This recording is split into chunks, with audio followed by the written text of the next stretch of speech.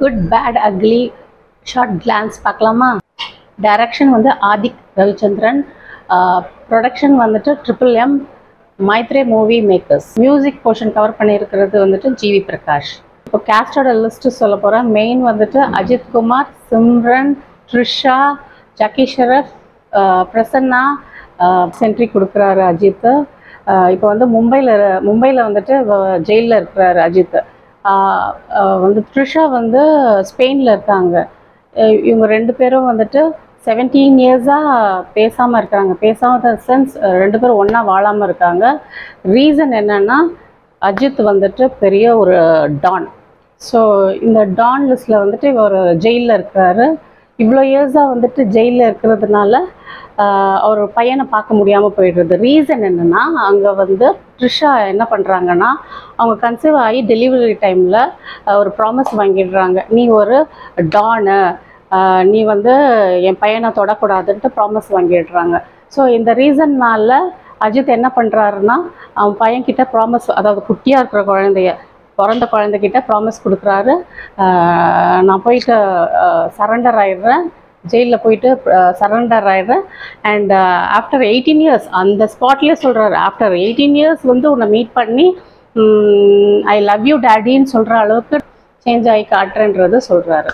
இந்த 18 years, that is 17 இயர்ஸில் வந்துட்டு ஃபோன் கான்வர்சேஷன்லேயே நடக்குது எல்லாமே, பையனுக்கும் அப்பாவுக்கும். எப்படி இருக்க, நல்லா இருக்கியா, என்ன படிக்கிற அப்படின்ட்டு. ஏன்னா லாஸ்ட் அவனோட கான்வொகேஷன், பையனோட கான்வொகேஷனில் மீட் பண்ணுறதா தான் வந்துட்டு ப்ராமிஸ் பண்ணியிருப்பாங்க. அப்போ தான் 18 இயர்ஸ் கம்ப்ளீட் ஆக போகுது. தட் இஸ் 17 இயர்ஸ் கம்ப்ளீட் ஆகி 18 இயர்ஸ் ஸ்டார்ட் ஆக போகிறது. அந்த சிச்சுவேஷனில் வந்து என்ன ஆகுதுன்னா, அவர் வர டைமில் வந்துட்டு பையன் வந்துட்டு ஒரு ட்ராபேக், அவனுக்கு ஒரு ட்ராபேக் ஆகுது. மீட் பண்ணுற டைம் வந்துட்டு ப்ரெஷியஸ் மூமெண்ட்டாக இருக்கணும்னு நினச்சாங்க. ஆனால் அந்த ப்ரெஷியஸ் மூமெண்ட் அங்கே ஆகாது. பையன் வந்துட்டு ஒரு ட்ரக் கேஸில் மாட்டிக்கிறான். ஸோ இதனால் என்ன ஆகுதுன்னா, ஒரு ப்ராப்ளம் க்ரியேட் ஆகுது. இப்போ அந்த கேங்ஸ்டார் லிஸ்ட் இருக்குது இல்லையா, அது ஒரு பெரிய லிஸ்ட்டு. அந்த லிஸ்ட்டில் வந்துட்டு அர்ஜுன் தாஸ், இந்த கேங்ஸ்டாரில் அவரும் ஒரு மெயின் கேங்ஸ்டார். இவர் தான் வந்துட்டு அவர் பையனை தூக்குறாரு. தூக்கி எதுக்காக தூக்குறாரு, அங்கே தான் ட்விஸ்ட் இருக்குது. இதில் வந்துட்டு என்னென்னா, அஜித்காகவோ இல்லை கேங்ஸ்டர்ன்ற ஒரு ரீசனுக்காகவோ பையனை தூக்கலை. இங்கே த்ரிஷா பண்ண ஒரு problem, that is she made a mistake in a past. அந்த பாஸ்ட்னால அர்ஜுன் தாஸ் அஃபெக்ட் ஆகுறாரு. அர்ஜுன் தாஸ் இங்கே வந்து ரிவெஞ்ச் பண்ணுறாரு. யார் மேலே? த்ரிஷாவோடைய சன் மேலே. ஸோ இதுதான் வந்து ஸ்டோரியோட பேஸ் லைனு. இது எப்படி காப்பாற்றுறாங்க, எப்படி ப்ரொடெக்ட் பண்ணுறாங்க, அஜித் எப்படி வந்து தம் ஃபேமிலியை சேஃப்கார்ட் பண்ணுறாருன்றது தான் குட் பேட் அக்லி. நிறைய பஞ்ச் டைலாக்ஸ் இருக்குது, பஞ்சாக பஞ்ச் டைலாக்ஸ் இருக்குது.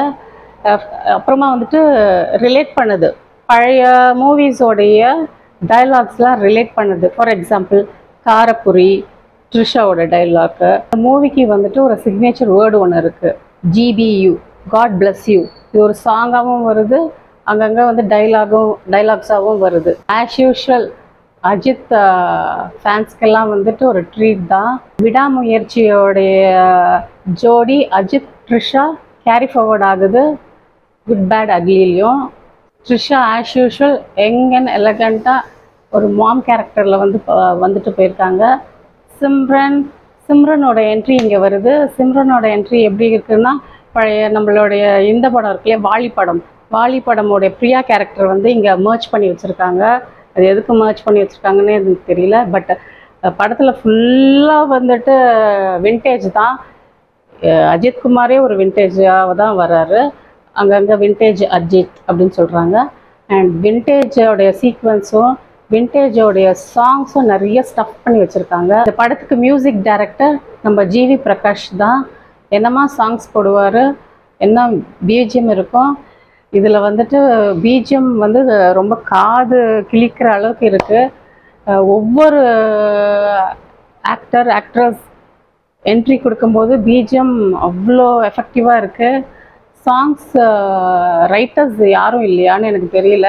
எல்லாமே வந்து ஓல்ட் சாங்ஸாக இருக்குது. லைக் இளமை இதோ இதோ இந்த சாங் வந்துட்டு ஃபுல் ஃப்ளெஜ்டாகவே வருது. ஒத்தா ரூபா தார உனக்கு அதான் சாங் நினைக்கிறேன். ஒத்தா ரூபா தார அந்த சாங் இருக்குது. அப்புறமா வந்துட்டு சிம்ரன் சாங் ஒன்று தொட்டு தொட்டு பேசும் சுல்தானா இந்த சாங் இருக்குது. இது எல்லாமே வந்துட்டு ஓல்டு சாங்கு அப்படியே வேர்ஷன் அப்படியே வந்திருக்கு. ஸோ ஏன் வந்து சாங்ஸ் நியூவாக கொடுக்கல அப்படின்றது தான் ஒரு வருத்தமாக இருக்குது. மற்றபடி வந்து குட் பேட் அக்லி வந்து ரீல்ஸ்க்கு நிறைய பஞ்ச் டயலாக்ஸும் டான்ஸுக்கும் வந்துட்டு யூஸ் ஆகும். ஸோ இது வந்து ஃபுல் ஃப்ளெஜ்டு ரீல்ஸ்க்கு யூஸ் ஆகும் இந்த மூவி. அங்கங்கே அர்ஜுன் தாஸ் ஆஸ் யூஷுவல் வில்லனாவும் சரி ஹீரோவும் சரி நல்ல ஒரு பர்ஃபார்மன்ஸ் கொடுப்பாரு. வாய்ஸ் சொல்லவே தேவையில்லை, எக்ஸ்ட்ராடினரி. அந்த வாய்ஸ்க்கு எல்லாரும் அட்மையர் ஆவாங்க.